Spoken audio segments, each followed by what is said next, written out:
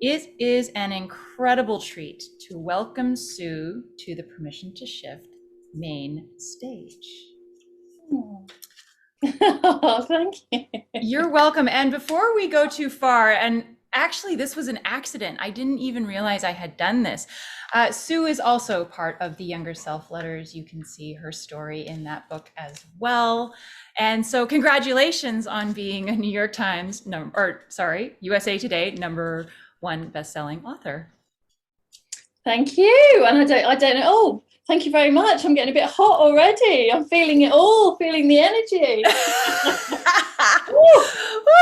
Well, I'm glad you're feeling the energy. So we have an incredible session lined up with you. Do you want to share with them the treat of what we are doing or what you have planned for them today? Or do you want me to do it? No, you go for it. I mean, I thought you were gonna ask me questions. We'll take questions. We'll go with. I love just going with whatever comes up in the space. Okay, well, we'll ask you the first question and then we'll do, because I know we had talked about a few things offline. So, first question before we get into the meat of it. Can you give our audience a little bit of an idea about the shifts you've gone through to get you where you are today? Yeah, I mean, I was in, full-time job, really working hard at it. I was a typical, overachiever, workaholic, everything-aholic, lots of other things aholic, and working really hardcore. And it wasn't until I had my daughter and I took some time out and then I had a return to work, which went disastrously wrong. And I was suffering OCD, I was put on medication, anxiety. But basically what was going on was that my life that I'd spent, my 15 years building up didn't fit me any longer, and certainly did not fit how I wanted to raise my daughter. So it was that whole kind of midlife crisis thing that was triggered by that. And I was lucky enough to find a coach and have a coaching session in which I was completely shifted from a place of desperation. It was an awful place that I was in, to a place of hope, and actually being able to see that I could make some choices and I could change things. So going from a real desperate place to that it was 45 minutes on a phone. Back in the day, there was minimal Skype, there was only Skype, but there was no Zoom and there was no Teams. Yeah. Can you tell us a little bit more about that? So you got on this call, you had this shift, and then what? Yeah. Well, that's the thing about change. It's actually quite scary, isn't it? Because it's much more comfortable being in literally the pit and going, oh God, I'm stuck, and not doing anything about it. So the next bit was the biggest phase, really. The next bit was, I was like, wow. So I could see what it was for me, but I was like, this is gold. This is incredible. What the experience I just had is incredible. And so as I went on my own journey, I was like, hang on a minute. And that's when I decided to start building my business. And I had all the fears. I was brought up in a household where I was told you have to have a salary. So I didn't even become an independent TV producer and make my own films because I was too scared. That's why I stayed at the BBC. So I literally went about from going, okay, I'm going to do this, and I had no safety net, to doing it. Yeah, so going on my own journey and then starting to do that for others as well. That is incredibly powerful. And especially after Adriana, who says, believe in yourself and go out for it. What type of foundations did you have to put under yourself to stop yourself from, doing the second guessing and going too far into your head? That has been my biggest journey, and that one, I'm still a work in progress on that, but I would actually say that's the biggest one to work on. Your self-belief, bolstering yourself. And in order to do that, that is the one thing. If you don't work on anything else, it's your self-belief, because everything comes from that. And the biggest thing that I had to do was to put myself first. Do the selfish thing that everybody talks about, but actually do the basics, take care of myself, love myself, self-compassion. Contrary, loads of people think that self-compassion means you'll end up on a sofa watching Netflix all day, eating a tub of ice cream. Actually, Self-compassion is motivating, will keep you focused. Whereas a lot of the people I work with who are like, you know, my tribe, my people, type A personalities, hardcore, think that if you're self-compassionate, it's passionate towards yourself, you're letting yourself off the hook. Whereas actually it's the opposite. It's the best thing you, and there's loads of science and studies, and Kristin Neff is the queen of self-compassion. That's the biggest thing. So let's talk about self-compassion, because that's a huge foundation on which you build your health. It's massive for your being able to exist normally. Can you speak to this a bit? Yeah, I mean, it is. I mean, it's just I didn't catch the whole previous call, but it's just the things we say to ourselves are just the meanest, the cruelest, and we say them all the time. We call ourselves names like "you stupid cow," you know, all the things that we actually say to ourselves in our heads on a daily basis. You know, so what you can actually do is counter that and really switch that to, you know, what's the kindest thing I can say to myself right now? What's the kindest thing I can do for myself right now? You know, what would I say to a dear friend? I would not say, "You stupid, look what you've just done," and beat yourself. You wouldn't do that, but we do that to ourselves every single day. And how do you have a method for interrupting when the voice starts that you use? Yeah, I mean, I've kind of, no, I don't need to be careful here, who won't ever see this. So look, the way we are conditioned, who we are brought up by, those voices often become internalized. So I was brought up by a sergeant major in the army. And, you know, a lot of the things, he was very hardcore, but only because he wanted the best for me. And often these people do. But those voices become internalized. So every time I hear, oh, this kind of voice, I go, okay, thank you. It's very interesting. And come back to myself. What's the kindest thing I could do for myself? Or, you know, literally, physiologically, you know, somatically, when we talk about the body and the body's own capacity for healing, actually giving myself a hug. Actually, yes. So it is. It's that I hear that voice and I go, oh, okay, yeah, thanks very much. So it's the separating it out. Or you can go a little bit more subtle. You know, when all the stuff around imposter syndrome is very mainstream now. Mm-hmm. You know, it's very well known, imposter syndrome. You know, when that voice hits you at 3 a.m, as it has done me, it's like, oh my God, you can't possibly do that talk. You can't possibly, you're not an expert on this, da da da da da. It's like, are you really sure about that? Are you really sure you're unable to do that? Haven't you already done something a little bit similar? Just that kind of sense checking it out, but in a really subtle way. That is another fantastic, that is the best thing that I have found along my journey. And that was from work with my own coach that came from. I love this. Could you walk us, can we spend 5 minutes with our group here and actually get them to write some of this down and go through this process? Because what we fire together, we wire together. Oh, we love the neuroscience. Let's do it. Let's do it. Sue, can you walk them through that one more time and yeah, with some prompts and get them writing? Yeah. So if you have something that you tell yourself you can't possibly do, and if you're happy to write it into the box, write it into the chat box. You can't possibly do that. I can't do that because I am not experienced enough, good enough, or I don't know this, or I, you know, whatever it is, you'll have one because you're human. We're all human. We all have them. So if you're happy to share it, share it. If not, just write it in front of you. And then do you want me to put the questions in, or are you going to put them in, Anna, as I say them? You know what? Can I, Eli, can I get you to toss that into the chat? Yeah. So the first question would be, and see which is most relevant to you. Are you really unable to do X, whatever it is? So try that one on. Another question might be, are you sure? Are you 100% sure you have no experience of whatever it is? I'll just wait for that one to go in. So that was. And give them a chance to write it down too. Yeah. Yeah.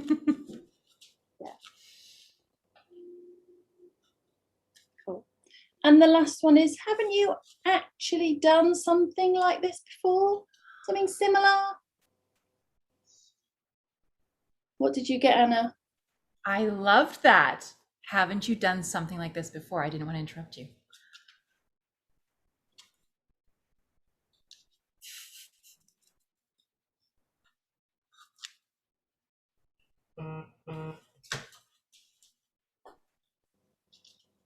And that imposter voice commonly hits you at 3 or 4 in the morning. And it's like, it's that anxiety wake up. Oh my God. I got one of my biggest ones when I was asked to do a talk about imposter syndrome, ironically.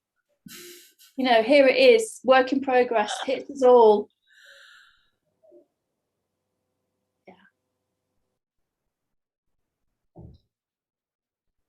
So how are you guys doing? Have you had a chance to write it down, or do you need a few more minutes? I got 1 thumbs up and a lot of got double writing. thumbs up.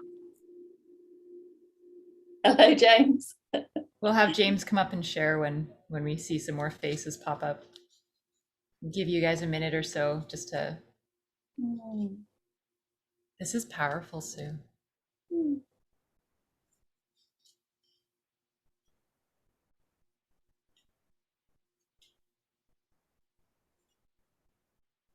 And I'll tell you when we've done this, there's another little bit to add on to it after. You lead the way. This is phenomenal.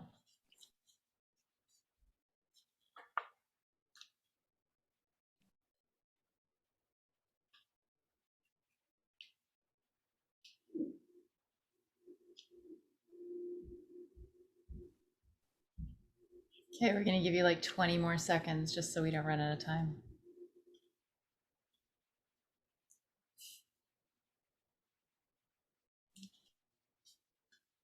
I'll just get something and I'll show you for the next piece.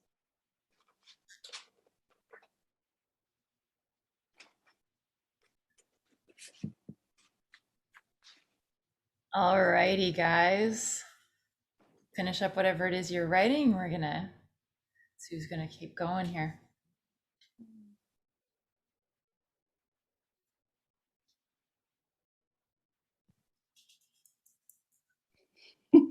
Have you written one, Anna? Have you written? I love all of this so much. The expansion, the knowledge, the different ways of looking at things, your perspectives, and especially impromptu things like this that are so powerful. Ugh. Alrighty, we're moving you. Let's go. What's next? So did you want to do anything with that, or did you want to move on to the next piece? Well, did anybody have anything interesting come up? Would they like to share? Be brave. It helps you shift. Ah, wow, beautiful, Maria. Thank you. I'm scared to go on YouTube to be able to handle a thriving business of clients. Yeah. James, you wanted to step in and speak? Sure. Thank you. This one was, it's really eye-opening. It was fun because we were coming off of the money discussion. So I just picked something from work and I wrote down, something crazy, boys, you can't close $100 million deal. And then you let in with those questions, are you really unable to do this? I started thinking like, oh, actually, I've done smaller deals. So then why not the bigger one? And then by the time we got to the third one, haven't you done something similar? It's like, yeah, you know what? Like the pieces are all the same. So I really like that perspective shift. It became, just a matter of scale as opposed to a complete impossibility. Beautiful. Thank you for sharing. Thank you. You're welcome. And just to give you all context, what's happening is when you've gone to that really fearful imposter syndrome voice, you've gone to like the limbic system, that full on fight, flight, fear zone. You're not rationally thinking. And then with those 3 questions, what you're doing is you're engaging the prefrontal cortex. You're going, oh yeah, I have done that.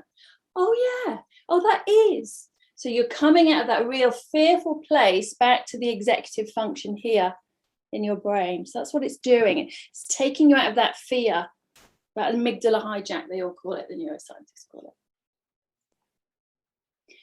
Anyone else wanted to share what they got through that? Can't see any hands. And thank you for that, Maria. Yes. Did you want to, Maria, are you happy to come on and say what you got from the questions?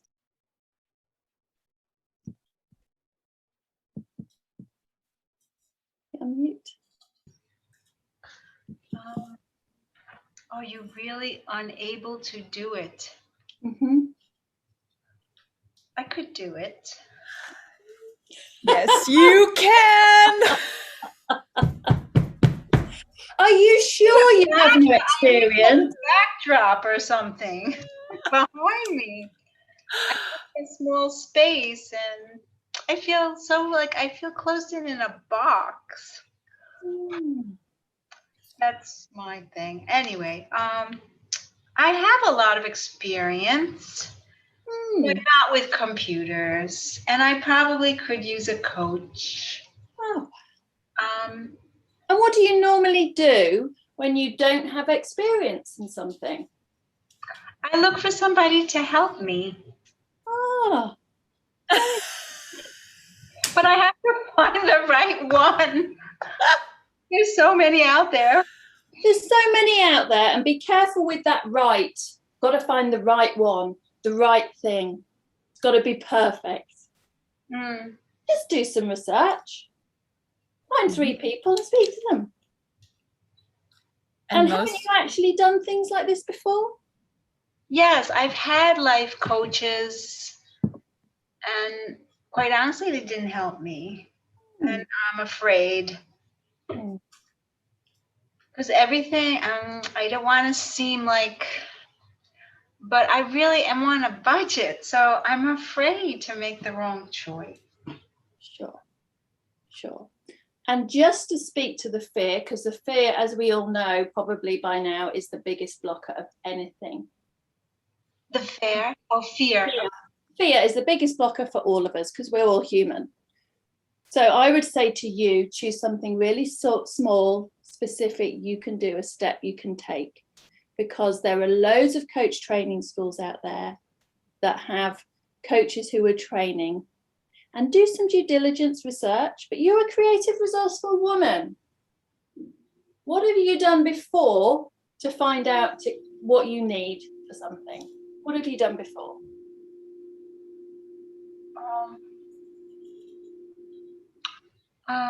What have I done before? Yeah, if you didn't know what to do, how to find someone, you're on a budget, you're fearful, you're on a budget, you need to get a coach at a reasonable rate.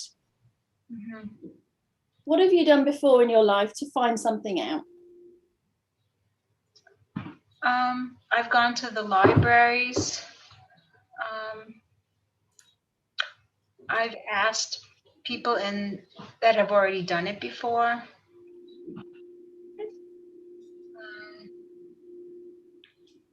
I've tried lots of different things, and I'm still trying. So what I'm hearing, Maria, is that you're creative, resourceful, you know how to find stuff out. And my request would be... I have my friends tell me, I'm sorry I interrupted. That's what Okay. I have a habit of doing that. Yeah, my friends have told me you're so tenacious. There you go. That is the biggest quality skill that will serve you well in life. Tenacity, seriously. You have that, you're sorted. So my request for you is you fully step into your tenacity in this.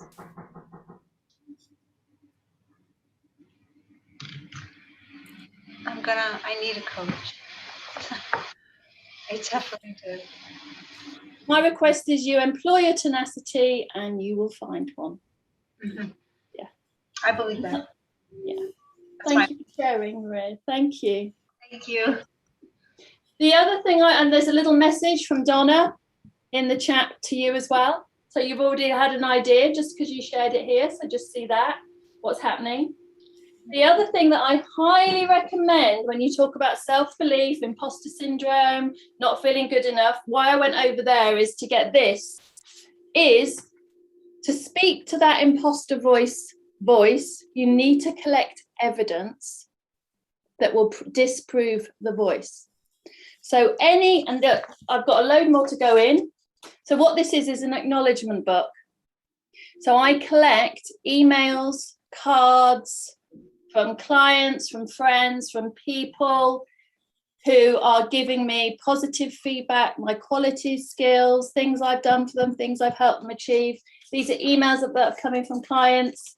Pop them in there, all go in there, collect evidence, written evidence, preferably. So when that voice hits you, you can just go, okay, look, really? Is that really true? Oh yeah, no, look, this person says otherwise. This person says otherwise. But it's got to be from credible sources. But and this is from the coach that coached me in that 45-minute session 13 years ago. She gave me this. That's from her. Wow. Yeah. So, Sue, what are some of the other transformations? We've just had a little taste of transformation that you offer. What are some of the other transformations that you help your clients through? I would say self-belief is the big one. But typically people come to me when they are at that point in their life where they're having that moment, the midlife crisis moment, the self-actualization moment, where they go, the life I've built for myself and I've spent 15, 20 years building for myself, it doesn't do it for me anymore. I've lost my mojo. Why am I getting up in bed? Is this all there is? Those people. And they're in that situation and they're working hard. They are working harder. They are numbing their feelings with alcohol, shopping, sex, drugs, social media now, numbing the feelings because they can't be with them. They don't know what to do with them and they don't know how to get out of that situation. So I work with them to get clear on what it is that would make them feel happy, fulfilled, whole, honouring their values, their purpose, and then how to take those active steps towards it. And fear, as Maria says, fear is the biggest blocker to get through. So really cracking open that fear, really working through it. But it's not, for most people, it isn't a big leap. It's small, incremental steps. Because you've got to, the neuroscience behind that is you've got to keep your brain feeling safe. Otherwise, you'll go straight back into fear. Got to really work with your brain chemistry on that. And you've got to give yourself time and space because it takes a lot of energy to create any new neural pathways in your brain. Any change needs a new neural pathway. And people just don't create the time and space. It's important, but I'm not creating time and space. When we start to go into numbing, so you say, let's create time and space, but we don't do that. We start trying to be active so that we don't have to feel what we're feeling and we can avoid what you just said, avoid those feelings because they're just crappy and uncomfortable. Yeah. What do you recommend we do to move ourselves through that space in a healthy way? In a healthy way, I would say the first thing is counterintuitive, is to sit with your feelings. And I know that sounds like a horrible thing, but it does. But it's called processing, I think. So it's called processing. It's actually because emotions are signals of the body. I was speaking to a friend the other day. I got her into having a morning routine. Morning routines are the bomb. They will change everything if you have a morning routine. And she had severe anxiety. Her blood pressure was through the roof. She'd gone to a doctor. She was about to be put on statins, drugs. She's my age. She's 49. She was about to be put on that medication. The whole lot. She'd be given a blood pressure monitor. She was in a really bad way. I got her to start doing a morning routine. So getting up half an hour early, meditating, journaling, some exercise. She now swims in an open air swimming pool every single morning. Her blood pressure came down, bang, straight. She's out of the danger zone. As soon as she started letting go of that routine, she's got 2 kids, husband, busy life. the anxiety and the blood pressure came up straight away. I was like, see, this is your body telling you what it needs. And most of the time we ignore the signals until they get so loud that we end up heart attacks, strokes, blood pressure, in hospital. I've had clients in really bad ways. It takes that. But it's just your body telling you what it needs. And she goes, I said, what is this telling you? She said, I need to slow down. I think we have enough time. Can you run us through? I know we did an awareness exercise with Lynn. This is a little bit different, but since we've been in the awareness zone, I think some things might be able to come up for some people. Would you be able to quickly walk us through that? What, the be with the emotions piece? Be with the emotions, and then what comes up? Okay. So if you just take a deep breath and go to an emotion that you've had, so a situation that's causing you anxiety or something that you felt recently that was an unpleasant thing, and allow the body, allow the emotion just to rise in your body wherever it comes up.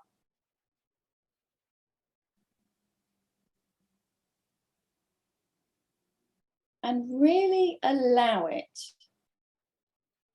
And if you can, name it internally, give it a name, whether that's fear or panic or whatever it is, give the emotion a name.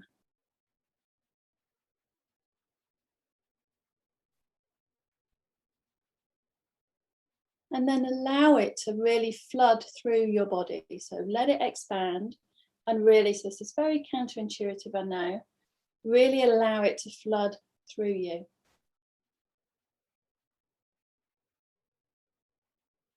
Don't resist it. Don't try and stop it. If you get any tears or any responses, just allow it to come for now.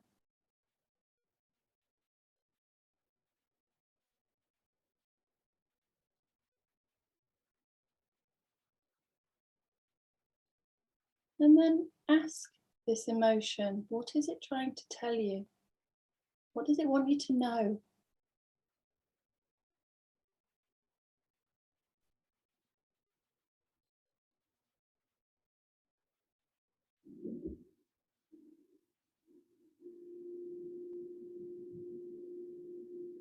And then feel free to open your eyes if they're closed, and then write down what the information was from the emotion. And then if you're happy to, type it into the chat box and share that.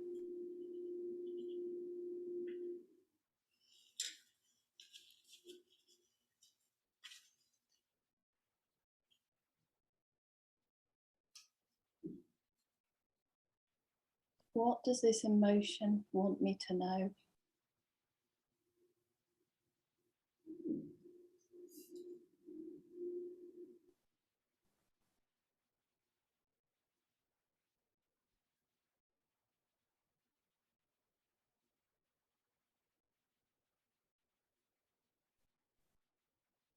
And then the next step would be one action you will take on the back of that wisdom. Just one action, I will, specific, measurable.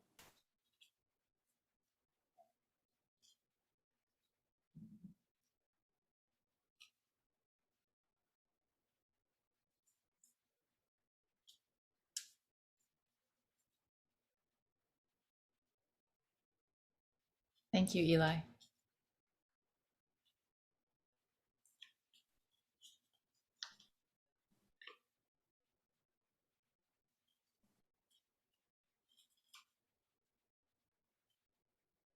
And if anyone is happy to share the wisdom they received from the emotion, just jump in.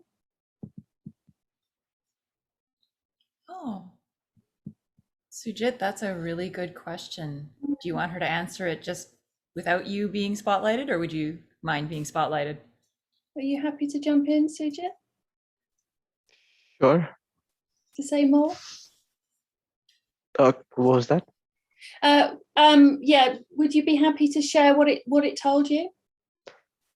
Sure, hold on. You don't have to, but if you're happy to.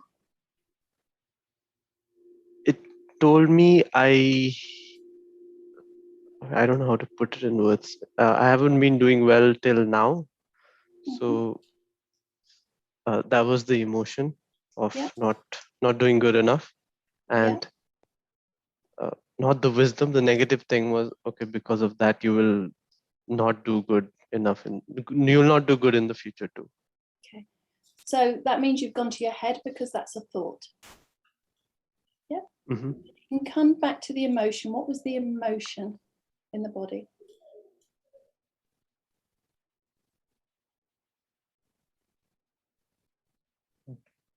And I can see you thinking again, and this is common. We go to our heads. It's a much safer place to be. Mm-hmm. So my request is you go back to your body. What was the emotion in the body, if you're happy to? Could I say disappointment? Yeah. I think that's it. Disappointment. Sort of a negative emotion. Yeah. Well, yeah, that's what we put on it. So disappointment, that was the feeling. Yeah. So what might you do? So what did that disappointment want you to know? Have it just stay with the disappointment, not any thoughts you've had around it. So back to the disappointment. What's it here for? What does it want you to know?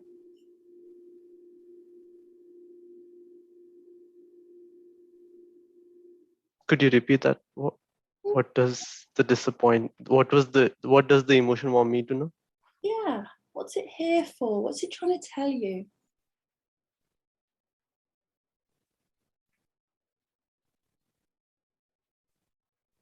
That I need to do better.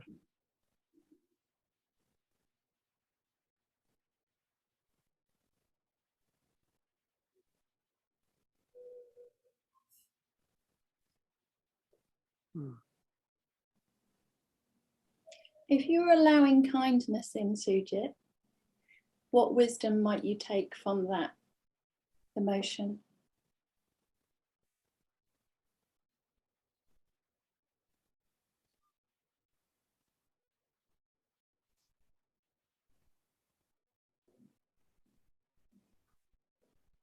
Honestly, I'm getting a sort of a block as to what to think, or Yeah, really, really common. My request would be, because you're going to your head because there's a block, so there's something stopping it. Normal, we all do it. It's very difficult to be with our emotions, especially negative ones.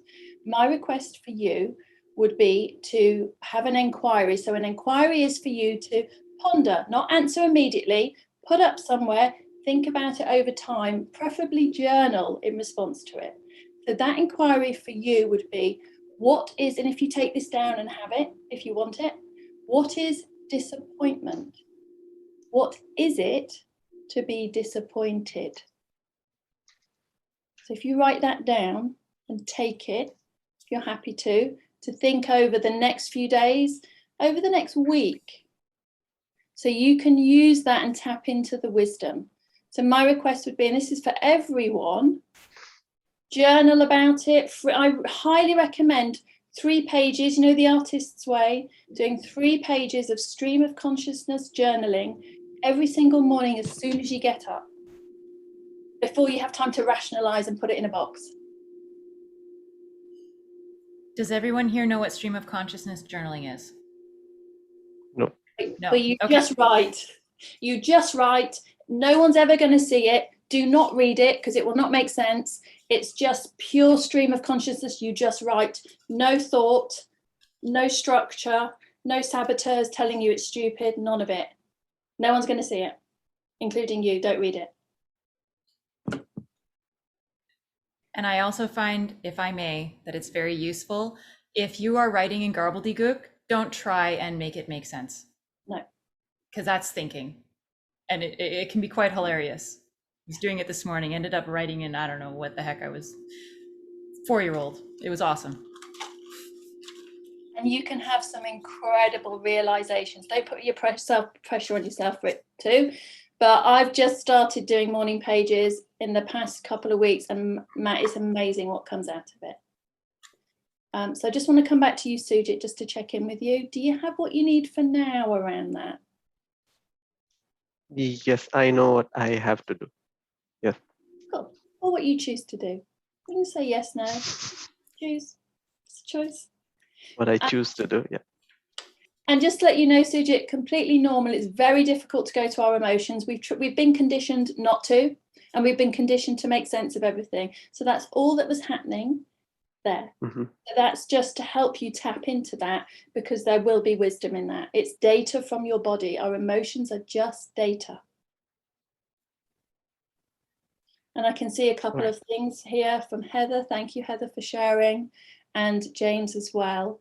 Yeah, I mean, shame. There you go. Shame is the biggest one of all for all of us, and unworthiness. Absolutely. So again, if you were unable to tap into the wisdom, my request is you do journal to tap into what that is. Kayla had a very powerful experience. Yeah, Kayla.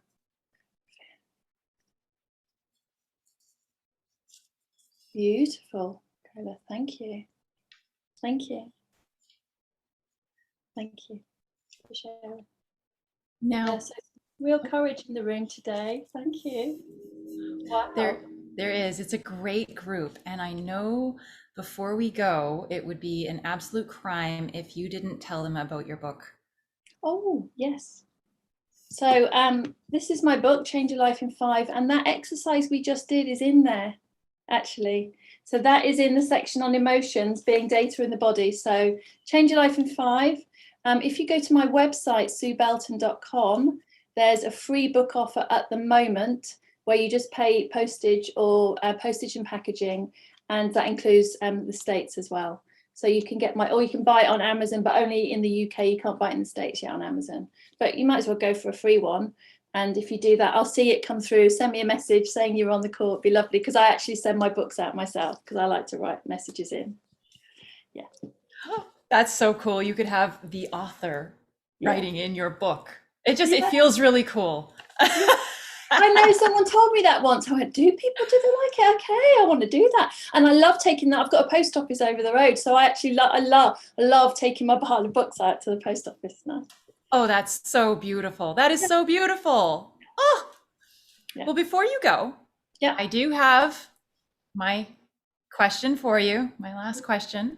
You were standing in front of your younger self at a time when you needed to make a big shift. What do you say? Don't worry so much. Don't worry so much. Sue, it has been an honor and a pleasure to have you here today. Thank you for your wisdom. Thank you for your live impromptu demonstrations. This was fantastic. And your coaching. Yes, thank you.